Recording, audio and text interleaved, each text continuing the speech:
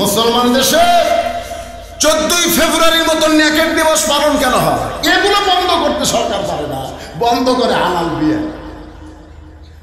আমি সরকারের দিকে তাকায় বলতেছি, ওমর ফারুক বললেন না, এই মুহূর্তে তোমার ইসলাম অধিকার দিল ভালো একটা ছেলের সঙ্গে তোমার বিয়ে বসা, কেউ তুমি কেমনে ভালো ছেলে খুঁজবা? তোমার তো অভিভাবক নাই।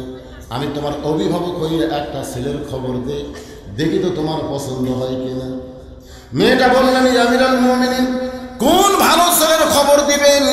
ওমর ফারুক বললেন, ছেলেটার নাম হলো আব্দুল্লাহ, ছেলেটার বাবার নাম হলো ওমর, ছেলেটা হলো 6 লক্ষ হাদিসের হাফেজ, ছেলেটা লম্বাই হলো 6 ফুট, গায়ের রং ফর্সা, অত্যন্ত সুন্দর।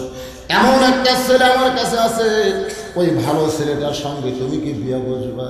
মেয়েটা মুসকে মুসকে হাসার বলে, বুঝতে পারছি ওই ছেলেটা হলো আপনারই ছেলে। আপনি অর্ধ পৃথিবীর খলিফা হযরত ওমরের ছেলে আব্দুল্লাহ, হাদিসের হাফেজের সঙ্গে আমার বিয়ে দিবার চান।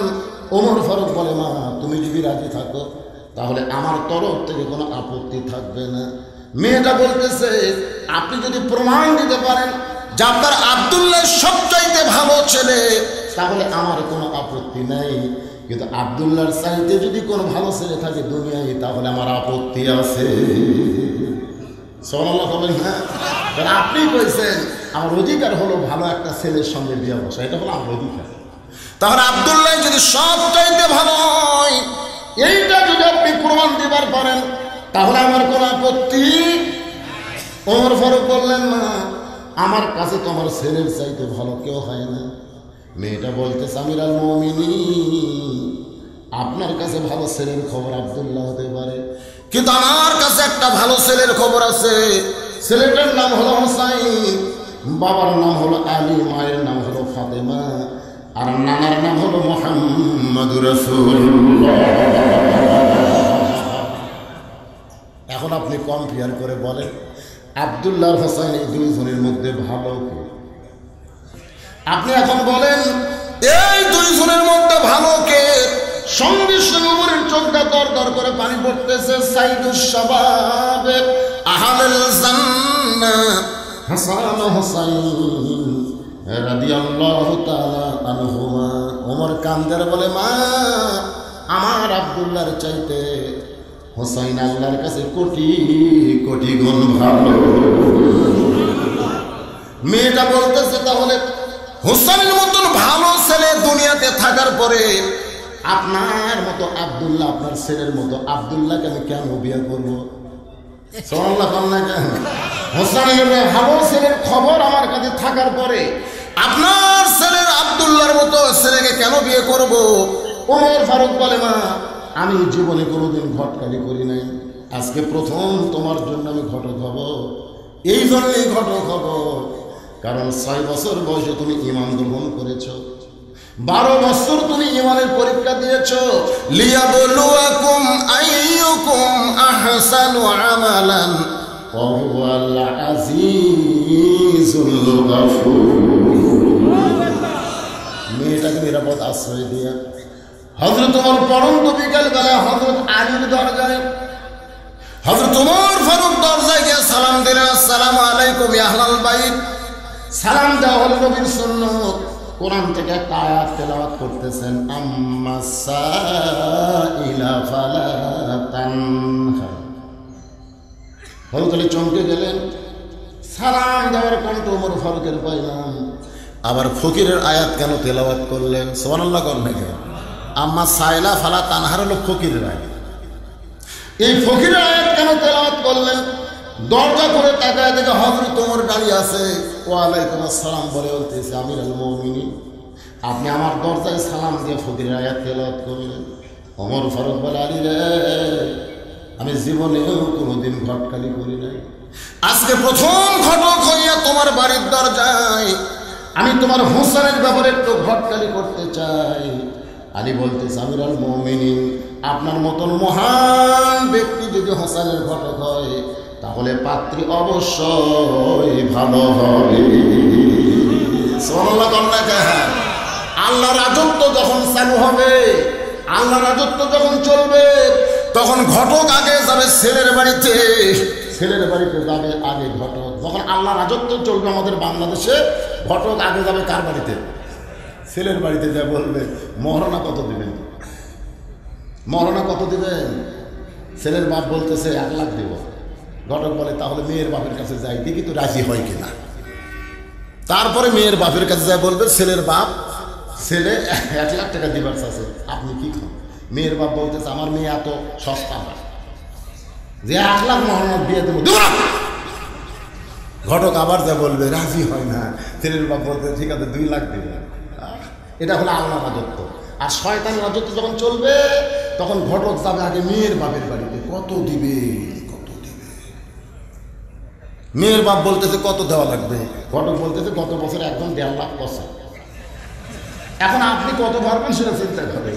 মেয়ের বাপ মাটির দিকে তাকায় মনে মনে করে আল্লাহ রে, এটা কোন দেশ রে যেই দেশে ছেলের দাম কুরবানির আগের মতন বাড়তিছে? কি না আপনারা বলেন তো, বিমান নেওয়া জায়েজ না হারাম? যেই বিয়েতে বিমান আছে ওই বিয়ে যদি কোনো মৌলবি পড়ায়, সেই মৌলবিরও খবর আছে, ওই বিয়ার যারা সাক্ষী হবে তাদেরও খবর আছে, ওই বিয়াতে যারা বরযাত্রী হবে তাদেরও খবর আছে, ওই বিয়াতে যারা দাওয়াত খাবে বান্দা সান্দা সবাইকে একসাথে জাহান্নাম দিবে। মানে সকলে মিলে অন্যায়কে প্রতিষ্ঠা করা। জোরে কোন কথা ঠিক কিনা? কে তুমি মৌলবি কয় টাকা পাবে? তুমি বিয়ে করে কয় টাকা পাবে রে? আগে জিজ্ঞাসা করা দরকার যে এখানে বিমান আছে কিনা, মহরান নগদ কিনা। এর মৌলবি জিজ্ঞাসা করা দরকার। যেখানে মহরান নগদ কোনো ডিমান্ড নেই, তাহলে আপনি পড়ান। আপনি যদি শোনেন বিমান আছে মহর না বাকি, যারা বিয়েতে সাক্ষী হলো তাদের অবস্থাও খারাপ। এই বিয়েতে পড়াবে, বিয়ের জন্য দোয়া করবে, বিয়ের অলিমায় যাবে, খাওয়া দাওয়া করবে, বরযাত্রী হবে, একসাথে বান্দা আল্লাহ গোষ্ঠীর জাহান্নামত দিবে। বিমানালা বিয়ার বরযাত্রী হবে, এই কথা মানে হবে। সমাজ ইচ্ছা করলে অন্যায়ের বিরুদ্ধে আন্দোলন করতে পারে। জোরে কথা ঠিক কিনা? আমরা সবাই বলবো যে বিয়াতে বিমান আছে মহরণা বাকি, ওই বিয়াতে আমরা দিব ফাঁকি, যাব না। দেখবেন সমাজ থেকে অন্যায় দূর হয়ে যাবে। আলী বলতেছে আমিরুল মুমিনিন, আপনার মতন মহান ব্যক্তি যদি বিয়ার ঘটক হয় তাহলে পাত্রী অবশ্যই ভালো হবে। ওমর ফারুক বললেন আলী রে, পাত্রীটা হলো 6 বছর বয়সী মান গ্রহণ করেছে, 6 বছর বয়সী মান গ্রহণ করেছে, 12 বছর ইমানের পরীক্ষা দিয়েছে। সকালবেলা 3টা করে চাবুক, বিকালবেলা 3টা করে চাবুক মারছে। দেহের এমন কোনো জায়গা নাই যে জায়গায় চাবুকের আঘাত লাগে নাই। আমার আব্দুল্লাহর সঙ্গে মেয়েটার বিয়ে দিবার চাইলাম, কিন্তু মেয়েটা আমার আব্দুল্লাহকে পছন্দ করলো না। মনে মনে তোমার হোসেনকে করছে কামনা, এখন বলো তুমি রাজি কিনা? আলী বলতেছে আমিরুল মুমিনিন, আমি মনে মনে মনে মনে হোসেনের জন্য এমন একটা বউ খুঁজতেছিলাম। তোমার বলে আলী তাহলে আসো আমার বুকের মধ্যে। 2 জন মিলে যখন কোলাকুলি করতেছে, আমরা 2 জন যদি রাজি কিয়া করে গা কাজী। এমন সময় হোসেন ঘর থেকে বের হয়ে বলতেছে ইয়া আমিরুল মুমিনিন, আমার বাবাকে বুকের মধ্যে নিয়ে যেভাবে আনন্দ করতেছেন মনে হয় বিয়ে আপনারাই করবেন। যেই বলছে মনে হয় বিয়ে আপনারাই করবেন, যে ওমর রাস্তাতে গেলে শয়তান 40 দিন যায় না, সেই ওমরের সামনে এমন কথা যদি অন্য কেউ কইতো তার অবস্থাটা কি হইতো? কিন্তু আবু বকর জানাইছে আমার জন্মসূত্রে জান্নাতি হয়ে জন্মেছে, তাদেরকে বেয়াদব বলা যাবে। সুবহানাল্লাহ। ওমর ফারুক বলে হোসাইন, আমি তোমার মুরব্বী, তোমার বাবা তোমার মুরব্বী, আমরা 2 জন মিলে যদি একটা সিদ্ধান্ত নেই তুমি কি সেইটা কবুল করবা না? হোসেন বলতেছে আপনি আমার মুরব্বী জানি, আমার বাবা মুরব্বী জানি, কিন্তু আসল মুরব্বী হিসাবে কেবলমাত্র আমার নানাকেই শুধু আমি মানি। যাকে তাকে মুরব্বী মানলে তবলিগের মধ্যে মারামারি। জোরে কোন কথা ঠিক কিনা? 100 বছর ধরে 100 বছর ধরে যে তবলিগের মধ্যে কোনো ফাটাফাটি নাই, মারামারি নাই, কিন্তু গত 2-3 বছর হলে মারামারি আসে না নাই? আপনার বলেন তো কেন? কারণ এতদিন তাবলিগ এক মুরব্বী মানত, এখন আবার মুরব্বী 2টা করছে, 4টা না 2টা কয়টা, যাই হোক মুরব্বী বাড়ছে। আমি মক্কায় যাই দেখি একজন হাত বান্ধিছে, এটি একজন হাত বান্ধিছে এই জায়গায়, একজন নাভির নিচে, আর একজন হাত ছাড়া দিয়েছে। আমি চিন্তা করলাম পেরে আমরা সবাই মুসলমান, এরকম কেন? তো যাই হাত বুকত বান্ধিছে তাকে বললাম, ভাইজান আপনার হাত বুকে খেন। বলতেছে আমার মুরব্বীর নাম হলো ইমাম শাফি, ওর মুরব্বী ইমাম শাফি। আমি বললাম যাই নাভির নিচে বলে মুরব্বী ইমাম আবু হানিফা, তুমি হাত ছাইলে দিছো বলে আমার মুরব্বী হলো ইমাম মালিক। তাহলে কি বোঝা গেল? এক একজন এক এক মুরব্বীকে মানার কারণে এক একজনের হাত এক এক জায়গায় গেছে। আল্লাহ বলেছেন, কুল হে রাসূল আপনি বলেন, ইন কুনতুম তুহিব্বুনাল্লাহ ফাত্তাবিউনি, আমি আল্লাহকে যদি পাওয়ার চাই হাজার মুরব্বির দরকার নাই, একটা মাত্র মুরব্বি, সেইটা হলো মুহাম্মাদুর রাসূলুল্লাহ। আল্লাহর হুকুম, নবীর তরিকা। জোরে কোন আল্লাহর কি হুকুম, নবীর কি তরিকা। কিন্তু আমাদের তরিকার হিসাব নাই। জিকির করতেছে আমার দয়াল বাবার দরবারেতে কেউ ফিরে না খালি হাতে। জিজ্ঞাসা করা হচ্ছে, তুই তো এরকম জিকির করিস, তুই কোন তরিকা রে? আমি চিশতিয়া তরিকা, আমি চিশতিয়া। আর এক তরিকা,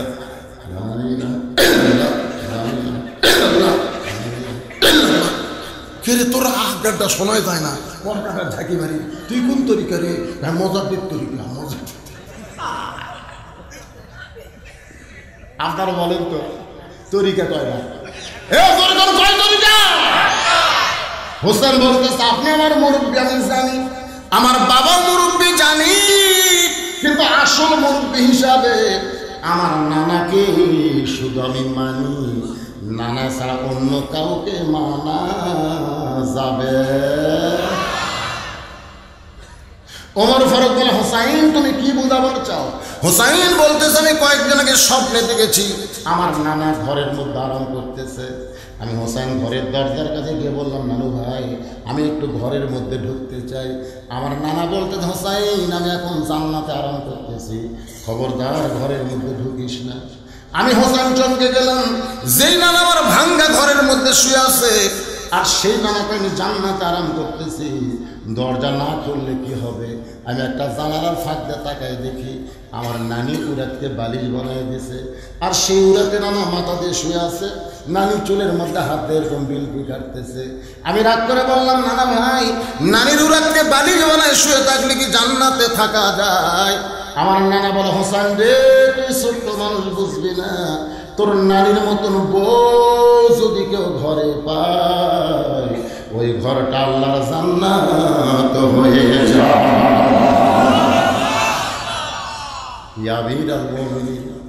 আমি তখন থেকে সিদ্ধান্ত নিয়েছি, আমার নানা যেমন বিয়ে করেছে, আমার বাবা যেমন বিয়ে করেছে, ও বাবা আপনি বলেন তো আমার মা আপনার কেমন বউ?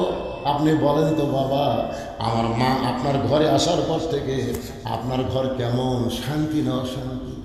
আমার নানা যদি নারীর বউ বানায় ঘর জান্নাত হয়, আমার বাবা যদি মাকে বিয়ে করার পরে ঘর জান্নাত হয়, আমি হোসেন তেমন একটা বিয়ে করব যে বউটা ঘরে আসার পরে আমার ঘরটাও আল্লাহর জান্নাত হবে। ভাবিয়া করিও কাজ, করিয়া ভাবিও না। যারা বিয়ে করেননি তারা এখন থেকে চিন্তা করেন, এখন থেকে চিন্তা করেন, বিয়ে করার পরে আর প্রস্তাব নাই। প্রস্তাব আছে? আমার বউ যখন ওর বাপ আসবে, আমার শ্বশুর যখন আসবে, তখন আমার কানে কানে খায়, আমার আব্বা দেশি মুরগি খায়, আমার আব্বা কানুস খায়, আমার আব্বা ট্যাংরা খায়, আমার আব্বা এশিয়ার দই মিষ্টি খায়। ঠিক আছে রে, তোর বাপ আসুক রে, আনমরে। আমার শ্বশুর যেদিন আসে তার আগের দিন আমি কিনে নিয়ে দিই, আমার বউ শ্বশুরের সামনে মাছ পাক, গোস্ত পাক, ডিম সব, আর একটু করে খানা। আমার শ্বশুরেরা পারতেছে না, মা পারতেছে খানা, বা একটু করে খানা। আমার শ্বশুর খাবে না, তাও জোর করে খাওয়ায়। কিন্তু আমার বাপ যখন আসে, ওই 15 দিন আগেকার পুরাতন বিস্কুট বাইর করে দিছে, আমার বাপের সামনে একখানি বিস্কুট দিছে। আমার বাবা বিস্কুট কামড় দেয়, দাঁতের সঙ্গে শিকটা লাগে, মানে পুরানো হয়ে গেছে ভাই, পড়াশোনার শব্দ হয় না, শিকটা। আব্বা করে কে রে বা, যতদিন তোর বাড়িতে আসি তোর বউ এমন বিস্কুট দেয় খালি দাঁতের সাথে লাগে। আমি কইলাম, কে রে তোর বাপ আসলে? হ্যাঁ, আর আমার বাপ আসলে হ্যাঁ, লিয়াবলুয়াকুম আইয়ুকুম আহসান আমাল, আল্লাহ বলতে ভালো আমলের পরীক্ষা করবো। আমি তখন ঘরের মধ্যে দেয় আমার বউ মুসকে হাসতেছি, কারণ রাগ করলে তো আসবি না। আব্বা কিন্তু বসে আছে, বউ যে ঘরের মধ্যে আছে, আমি দরজার সিটকে তুলে দিচ্ছি, আব্বা এই হুজুর বউ ঘরে মধ্যে। আমি বলি আব্বা নতুন সুন্দর একটা আমল করবো, আব্বা আপনি চিনলেন না, আব্বা আপনি চিনলে ভালো আমল করা লাগবে না তো। আইয়ুকুম আহসান আমালা, সুন্দর আমলের পরীক্ষা হবে, আপনি চুপ থাকেন, আর কোনোদিন শিক্ষা চা খাওয়া লাগবে না আব্বা, একটু চুপ থাকেন, কি আমল করি আপনি ওটা শোনেন। সিটকি লাগে দেয়, খুব জোরে ধরা হবে না। এই ফকুনের বেটি, তোর বাপ আসলে ট্যাংরা খায়, দেশি মুরগি খায়, কানুস খায়, এশিয়ার দই মিষ্টি খায়, আর আমার বাপের সামনে শিক্ষা চলে ছুট করে ফকুনের বেটি। তো 3 কথা দিয়ে বউ করছি রে, 3 কথা দিয়ে তোর তাক দিলাম। আমার বইয়ের অভাব করছে, বাপ মায়ের অভাব আছে, কিন্তু বইয়ের অভাব নেই। 2 পাও ধরে বলতেছে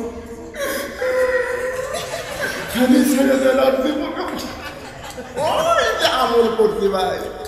এরপরে আমার বাপ আমার কোনোদিনও কয়নি যে শিক্ষা সব বিস্কুট দিছে। ভাবিয়া করিও কাজ করিয়া ভাবিও না।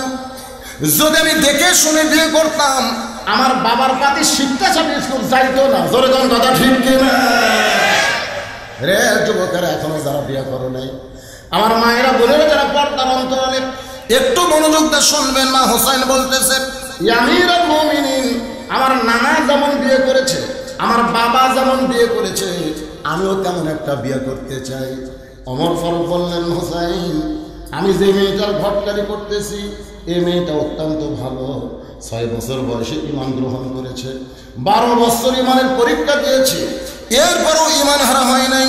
হোসেন বলতে, আমিরুল মুমিনিন, মেয়েটা আপনার কাছে ভালো হতে পারে, কিন্তু আমার কাছে নাও হতে পারে।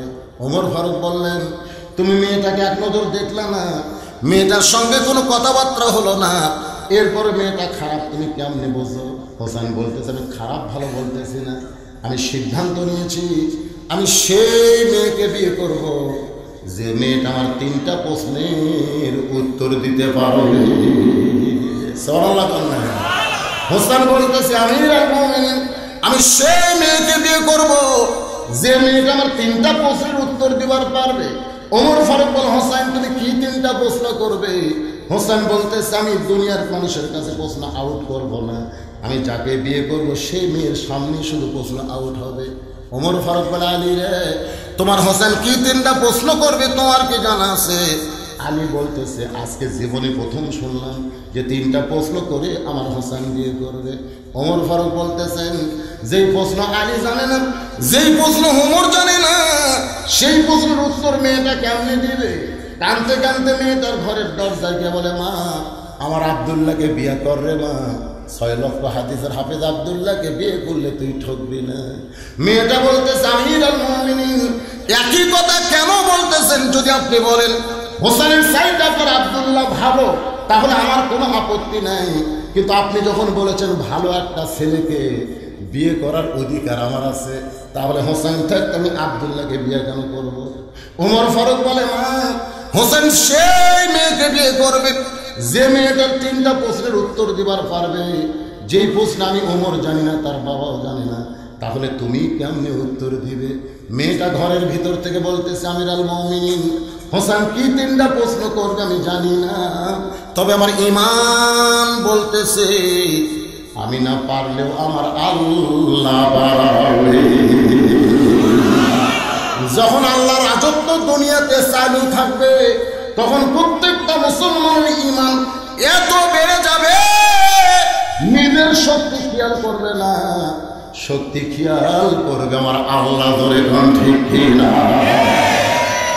আপনারা বলেন তো, আমাদের জাতির পিতা হযরত ইব্রাহিম যখন চড়কের উপরে বসেছিলেন, নিচে নমরুদের চুলা এরকম দাও দাও করে জ্বলেছে, ঠিক কিনা বলেন? বারবার কিন্তু নমরুদ বলেছিল, ইব্রাহিম আগুনে পড়ে তুই সারকার হয়ে যাবি, আগুনে পড়ে তুই সারকার হয়ে যাবি। ইব্রাহিম নবী কিন্তু মুস্কি মুস্কি হেসে বলেছিলেন, নমরুদ তুই যে আগুনের কথা আমাকে বারবার বলিস, আমি সেই আগুনের স্রষ্টার প্রেমে পাগল হয়েছি। নমরুদ তুমি আগুন জ্বালাবার পারো, কিন্তু পোড়ানোর ক্ষমতা কার হাতে? আমি সে আল্লাহর সঙ্গে বন্ধুত্ব করেছি, দেখি আমার আল্লাহ কি করে। এখান থেকে বোঝা গেল যারা আল্লাহর হবে তাদের কলিজার মধ্যে শুধু থাকবে কে? আরো জোরে বলেন কে? শুধু আল্লাহ থাকবে। মেয়েটা বলতেছে আমিরুল মুমিনিন হোসেন কি তিনটা প্রশ্ন করবে আমি জানি না, তবে আমার ঈমান বলতেছে আমি না পারলেও আমার আল্লাহ পারবে। আপনাদের ঈমান কি করে? এটার কথা বলতেছেন। আমার 5 মিনিট একজন বলতেছে হুজুর বর্তমান প্রধানমন্ত্রী যতদিন বেঁচে আছে ততদিন ওই জায়গাত যাওয়ার ক্ষমতা কারণ। আমি বললাম কেমন? আমার ঈমান তাই বলে যতদিন বেঁচে আছে ওই জায়গাত কেউ যাওয়ার পারবে। আমি বললাম ভাই তার আর কত বছর? বলতেছে তা ধরেন 50 বছর। আমি বললাম এটাই তোমার এটাই আমার ঈমান, আপনি কি করবেন? আমি তখন বললাম দেখো 50 বছর না 5 বছর না 10 বছর এটা কোনো মুসলমান হিসাব করে বলতে পারবে? যেরকম পারবে। কারণ 9টার সময় রাত 9টার সময় 4 তলা বিল্ডিং, 2 লক্ষ টাকার খাট, 12,000 টাকার কম্বল, 9টার সময় গায়েব দেয়া বলতেছে আমার ঘর আমার বাড়ি আমার নামাইতে। এই চোখে মুখে কম্বল দিয়ে শুয়ে পড়ছে রাত 9টা নামাইতে। কিন্তু রাত 4টার সময় 48 সেকেন্ডের একটা ভূমিকম্প, রাত 4টার সময়। 9টার সময় কথা আমার নামাইকে, আর 48 সেকেন্ডের একটা ভূমিকম্প করার সময় রাত 4টার সময়। খালি বিল্ডিং না বাড়াইনি খালি ওই এত জোরে নামছে যে কম্বলের মধ্যে লুঙ্গি আছে এটা পরার কথা খেয়াল নেই। বিল্ডিং এর নিচে আসে বিল্ডিং এর দিকে তাকায় আছে। একজন এসে বলতে দেখে ভাই আমরাও তো নামছি রে, তোর পরে লুঙ্গি হায় হায় লুঙ্গি তো কম্বলের মধ্যে। এখন চিন্তা করেন 9টার সময় যে লোকটা কইল আমাকে নামাইতে, 4টার সময় তাকে ন্যাংটা করে কে নামাছে?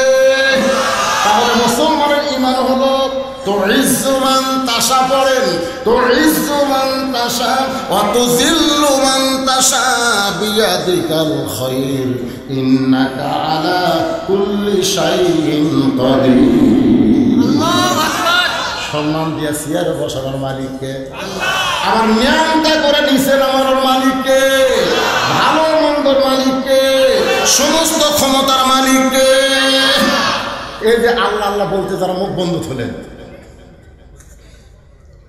আমি যে কোরআনের কথাগুলো বললাম এটা আমার কথা না, আল্লাহ। সম্মান দেওয়ার মালিককে, অপমান করার মালিককে, সমস্ত ক্ষমতার মালিককে। এটাই হলো সবচাইতে উত্তম জিকির, এটাই হলো উত্তম জিকির। খালি জিকির করতেছে, একেবারে জিকির করে ফজর নামাজ পড়ে জিকির টিকির করে জমি দেখবার গেছে। জমি দেখবার থাকে না সকালে, জমি দেখবার গেছে, যা দেখো ওপর জমির পানি অর্ডার নাই কেন? ওপর জমিতে আধা হাত পানি আর আমার হাত পানি নাই, ওই চারিদিকে টাকা আছে, কেউ নাই।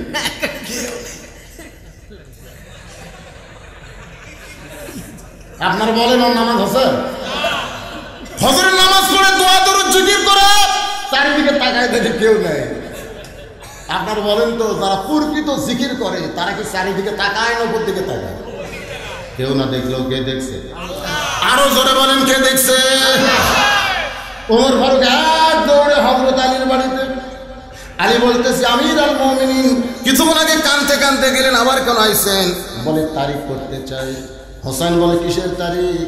ওমর ফারুক বলে বিয়ার তারিখ না, তুমি যে 3টা প্রশ্ন করবা মেয়েটা উত্তর দিবার পারবে কি পারবে না তার যাচাইয়ের তারিখ। আলী বলতেছে আমিরুল মুমিনিন, যেই প্রশ্ন আপনি জানেন না আমি জানি না সেই প্রশ্নের উত্তর মেয়েটা কেমনে দিবে? খামাকা তারিখ করে লাভটা কি? ওমর বলে আলী রে, ইমানের বলে বলিয়ান হয়ে মেয়েটা এমন কথা বলেছে, আমার মনে হয় মেয়েটা একলা না, মেয়েটার সাথে আমার আল্লাহ রয়েছে।